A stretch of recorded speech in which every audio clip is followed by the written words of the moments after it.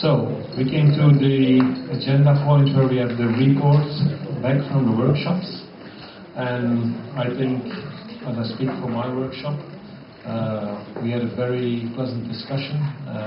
There was a strong agreement within the participants. And unless I'm a bit biased, because I already told you what I wanted, I've been the one chosen for giving back the report. So, for making it short, our group agreed that barcode scanning could improve patient safety, that single-dose barcoded medication could have a place in it, but that there's need of a roadmap, kind of agreement between stakeholders that could be sufficient. It should not be a regulation at first, so we should not wait regulation, but could agree with the stakeholders. But the stakeholders around the table should be of various origin. It should be hospital pharmacists, EHP, FPI, generic companies, but also regulatory, hospital managers. So this could be a team that could write a roadmap. We also concluded that there's need of a standard, and that's what this team in the roadmap should have as an outcome, and that this standard should be at least European, probably, or even better, globally. We also agreed that we should work in a two-step model. The first, that we had to have an identifier, a unique identifier, and later on we could add variable data. But we agreed also that on the primary package there's no need for serialization of each tablet or each ampule. We agreed that GTIN at this moment, GS1 at this moment could be the better standard because it's all in place and has a lot of functionality. And we came to the conclusion when we talked about time frames that hooking up this group or this discussion to the MMD frame that was working on the counterfeiting for the last months or maybe longer, that this would be a nice suggestion to work with this group. For finally concluding that cost was one of the biggest issues. Someone called it the elephant in the room, and I think we can slice the elephant, and the first slice was the unique identification. But for calculating costs, I think it's necessary to have a standard, and as mentioned, we can do these calculations and feedback during the discussion. There was also thought about the future, not too far because we had to start with something, but there were the ideas that in the future there could always be win-win situations. For instance, when we can have an agreement on what should be on the primary packaging kind of names, maybe we can skip the leaflets, or we can have other things in place. So that was the conclusion of Workgroup 1. I would to invite the presenter of Workgroup 2. We have second. I think I'm the one. Yeah. You could say almost the same that you have. But we have some... we can say almost the same that Group 1.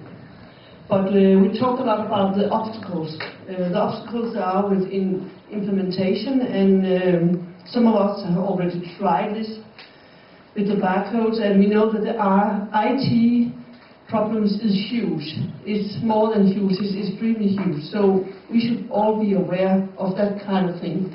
So the obstacles is IT, and then we also have one more obstacle, that is creating a safety culture.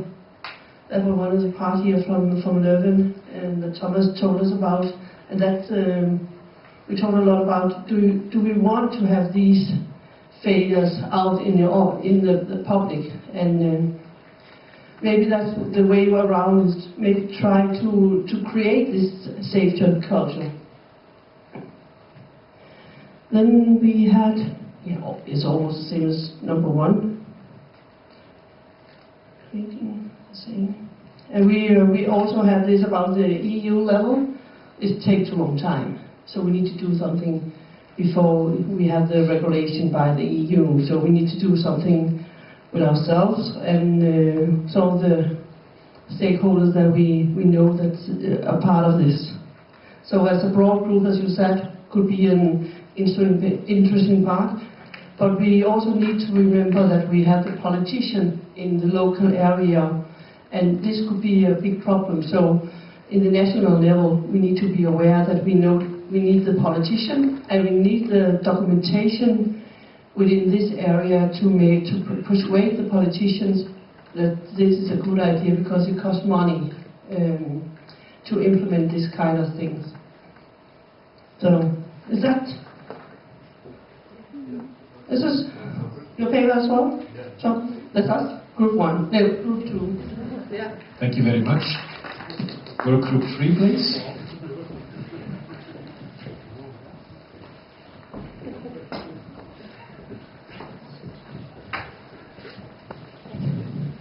A lot of the same feedback, of course, from our work group. So I'm going to highlight a few of the things that were mentioned additionally, sometimes as things to take away or to consider. Of course, everybody fully agreed bedside scanning and having a barcode does make sense. There was not a lot of argument. But we focused quite fast on how much proof do you actually need and why is it really necessary. And so we explored what is necessary. It was mentioned that you have to distinguish between bedside registration and bedside scanning. And registration is something else where you at the bedside identify which medication goes to a patient. That already improves a lot of the safety step, but it does not require a barcode. So I wanted to highlight that. We start to talk about stakeholders, and it was mentioned that per country the system can vary. So it was called out in the UK, patients bring their own medication. So would you need to have a barcode basically on the products, also on the retail products, or only for the hospital products? Well, the argument was clearly it's the future, you have to have it everywhere. It was called out from an example from the Tilburg hospital in the Netherlands.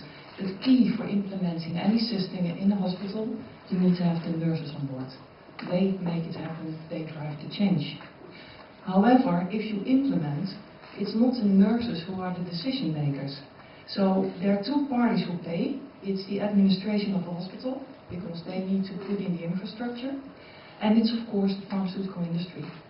And so you have a whole very big organization of stakeholders. And it's a different playing field than when you talk about the Falsified Medicines Directive, where you have different people who need to make the decisions. So the discussion was that you need to have all those parties around the table to facilitate not only the really talk about how do you implement and how should the process look like, but when you finally get to the decision making, it's a very small party. Then we spoke, of course, about legislation. Should we wait or drive for European legislation? Or should we basically go for the business case model? Perhaps that may go faster. It was mentioned that we should go for both. But then my view, industry view was, well then of course we're going to say we wait for European legislation and not go faster. Another point that was raised is that around the table today have of course been the early adapters. If you look at bigger Europe, not all hospitals will have the budget or the means or the intention even to implement this on a short notice. So we have to be critical as well, like how much of the industry, of all the hospitals industry together are we talking about who want to implement this fast. And again, not to say that we should not, but also to think about what's the pace, how fast do we need to go. We had a small sidetrack, important to share. There's a new GS1 standard that can combine the 2D barcode with a QR code. And the QR code allows you to put a website, the address of a website in your barcode. So just wanted to mention it. We spoke, well, it was a big detour basically. The last, when we talked about obstacles for implementation, most of those have been mentioned. The question was about the price, and the recommendation in the end was perhaps start smaller and perhaps consider to start with new products and not with your full product range. Anything you think should be added? Thank you. Thank you very much. Word to 4, please.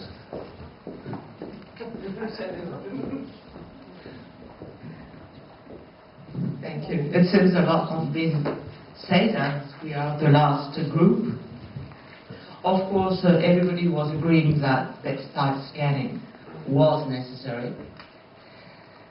We had quite a lot of discussions around the incentives and we think it's a bit not in contradiction but in addition that regulation and regulatory is an incentive for the industry, of course, and for hospitals. But we do agree with what has been said before. It's much too long to take place. The industry point of view was also that the demand should be high enough so they could find a return on investment for that. And that it should be a standard, so not any nation or hospital asks for its own little code or anything like that. Major obstacles, IT systems, we do agree. Really, I thought it was only the hospital, but I found that the industry faced the same problem. Migration and finances. Also, rate and willingness to change. You spoke just before of hospitals, not all hospitals being at the same level of willingness to implement. But what has been said is quite true in my group, is a lot of hospitals wait to see how it works in the 10, 21st percent, and at the last moment say, okay, we'll go. So the rate and the pace of change can be very different.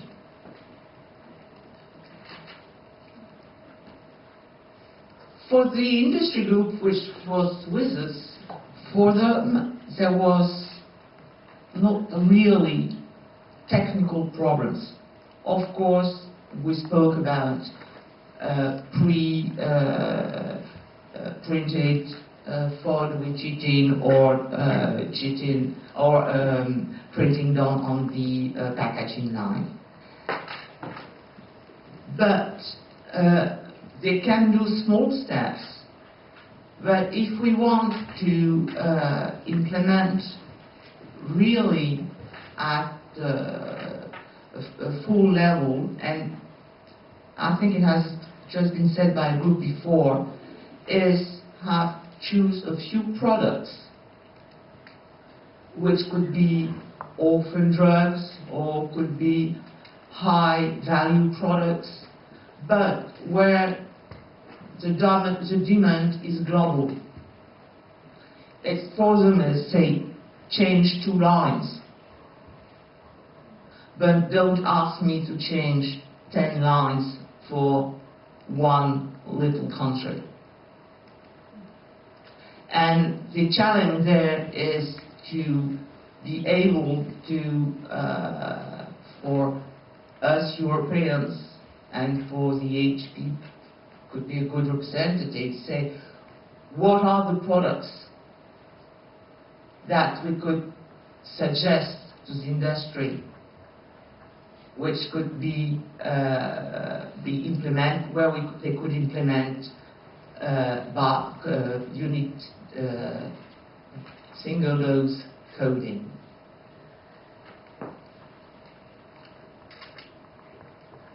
So high product list, global demand, and I think we said about, and if European legislation could help a bit on that way, that will give us some incentive towards our management on each side.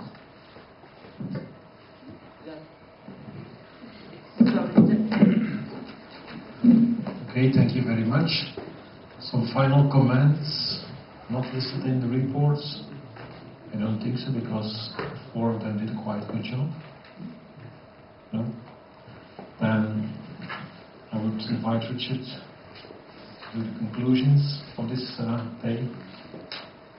Okay, well, I'll not take too much of your time because I know there's people with flights to catch, but I think we've had a very productive and useful day. We've heard from Thomas about the background and the use of bedside scanning in Leuven.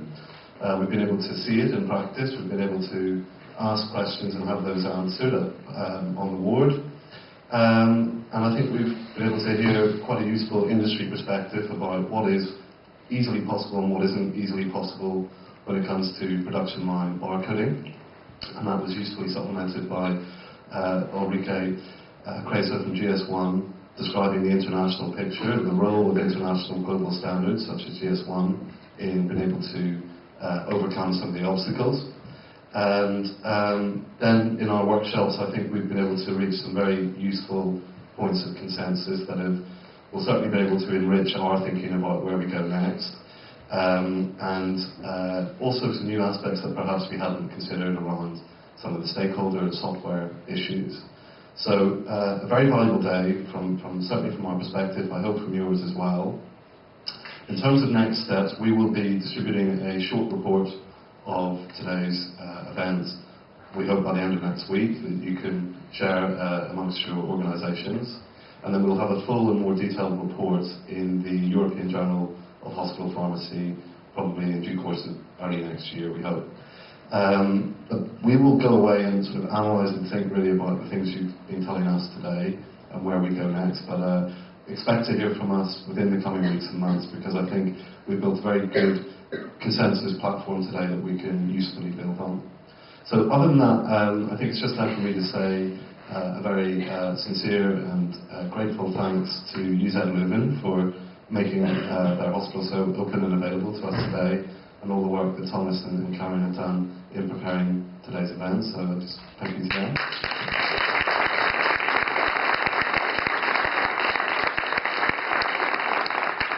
I'd also like to say a big thank you to Ulrike Kreiser and GS1, who have been excellent at helping to make the event possible and giving really above and beyond the call of duty in terms of their help and support on this issue more generally. So thank you, GS1. And lastly, a big thank you to you, because you've been very generous and with your time to be here today. And I think by doing that, you've demonstrated your commitment to patient safety and to improving healthcare in Europe. So give yourselves a pat on the back, and other than that, I wish you a very safe journey home, and thank you again.